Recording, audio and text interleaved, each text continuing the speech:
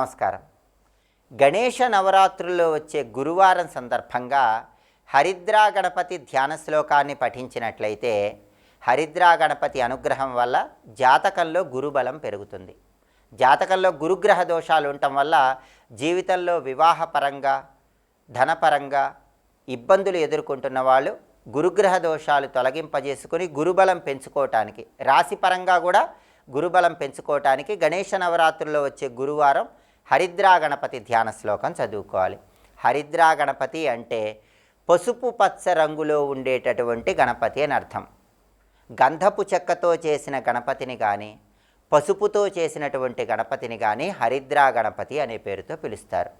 నవగ్రహాల్లో గురువుకి పసుపు రంగు అంటే చాలా ఇష్టం. అందుకే గణేష నవరాత్రుల్లో వచ్చే గురువారం గురుగ్రహానికి ఇష్టమైనటువంటి పసుపు రంగులో ఉండేటటువంటి హరిద్రా గణపతి, గంధపు చెక్కతో చేసిన హరిద్రా గణపతి కానీ పసుపుతో చేసినటువంటి హరిద్రా గణపతికి కానీ అర్చన చేయటం, హరిద్రా గణపతి ధ్యాన శ్లోకం చదువుకోవటం ద్వారా జాతకంలో గురుబలం పెరుగుతుంది, రాశిపరంగా ఉన్న గురుగ్రహ దోషాలు తొలగిపోతాయి.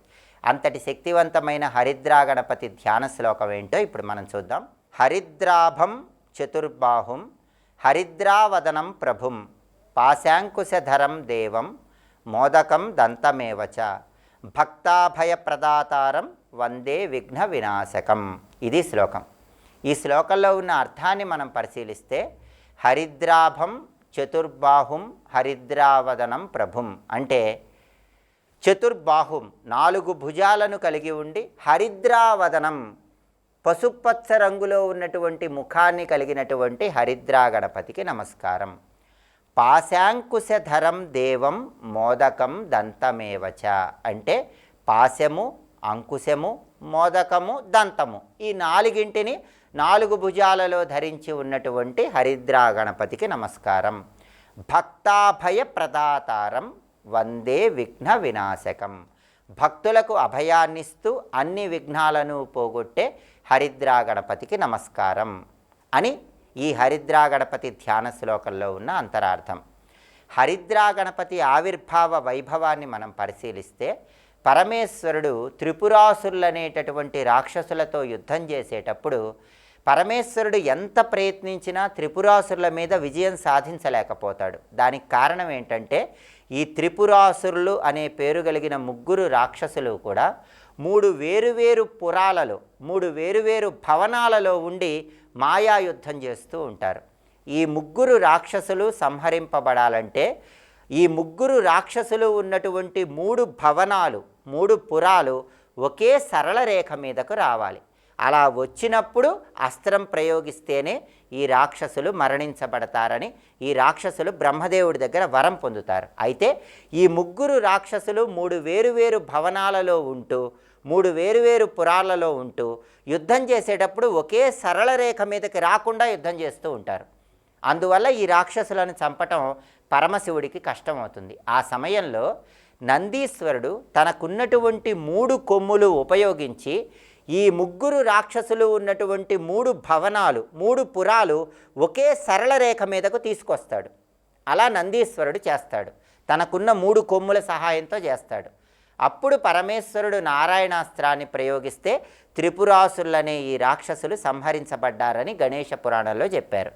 అయితే పరమేశ్వరుడు ప్రయోగించిన నారాయణాస్త్రం వల్ల నందీశ్వరుడికి ఉన్నటువంటి 3 కొమ్ముల్లో ఒక కొమ్ము విరిగిపోతుంది.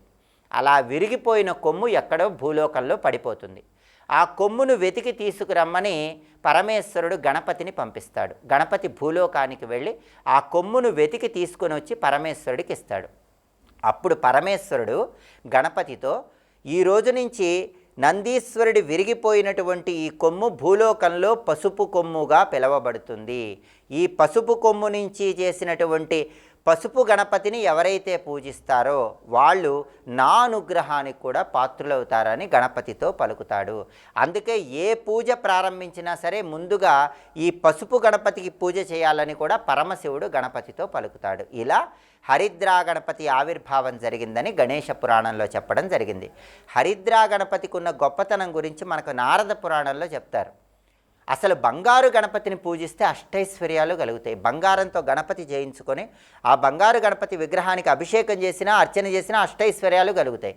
కానీ నారద పురాణం మనకేం చెప్తుందంటే బంగారు గణపతి అందుబాటులో లేనప్పుడు హరిద్రా గణపతి, పసుపుతో చేసిన గణపతికి అర్చన చేస్తే కూడా బంగారు గణపతికి పూజ చేసిన ఫలితం కలుగుతుందని నారద పురాణంలో చెప్పారు. హరిద్రా గణపతి అర్చనకు అంత ప్రాధాన్యత ఉంది. కాబట్టి గణేష నవరాత్రుల్లో వచ్చే గురువారం సందర్భంగా హరిద్రా గణపతికి సంబంధించిన ఏ ధ్యాన శ్లోకం చదువుకుంటే హరిద్రా గణపతి అనుగ్రహం వల్ల గురుబలం పెరుగుతుందో, గురుగ్రహ దోషాలు తొలగిపోతాయో ఇంకొకసారి చూద్దాము మరి. హరిద్రాభం చతుర్బాహుం హరిద్రావదనం ప్రభుం పాశాంకుశధరం దేవం మోదకం దంతమేవచ భక్తాభయప్రదాతారం వందే విఘ్న వినాశకం. శ్లోకం చదువుకోండి. హరిద్రా గణపతి సంపూర్ణమైన అనుగ్రహానికి ప్రతి ఒక్కరూ సులభంగా పాత్రలు కండి. స్వస్తి.